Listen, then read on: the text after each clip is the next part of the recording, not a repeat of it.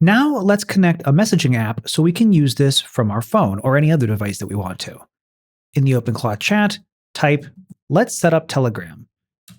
And you can see here that our approval gate is already working. It is going to need to make a network request to check the docs, and it asked for permission to do that. So we'll go ahead and tell it yes.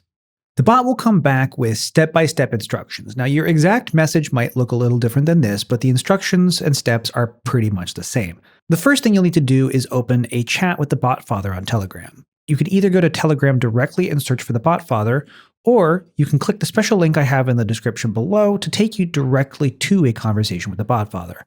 I'll go ahead and use that link here. You'll be prompted to open the Telegram app. Go ahead and click that. And then right away, we're routed to a conversation with the bot father. Simply click the blue start button to get started. It'll come back with a message that looks like this with a list of commands that you can send.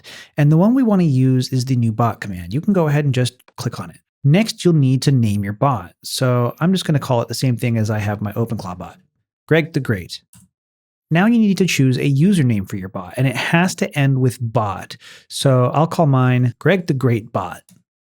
Oh, I guess that username is already taken. That's the other thing. It has to be a unique name in the Telegram ecosystem, so I'll come up with something else. How about Greg the Great Wonderbot?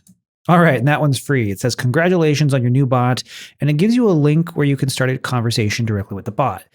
In the middle of the message, you'll get an API token. Now, just like your other tokens in this video, this one is just like a password. This is how OpenClaw is going to connect to our Telegram bot. So go ahead and copy this and keep it safe. Don't share it with anyone.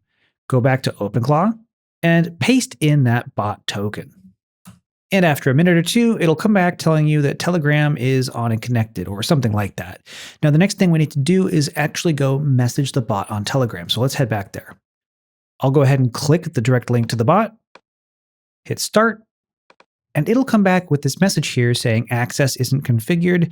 It identifies your user ID on Telegram and gives you a pairing code.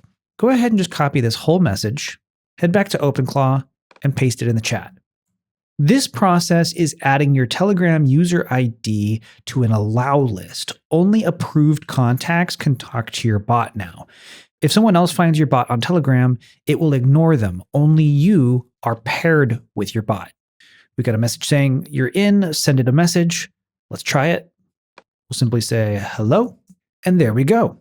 OpenClaw is now responding to us in Telegram. And back in OpenClaw here, you can't see that message, but if you click refresh in the top right, then you click the drop down that says main session, and then click the other session that appears.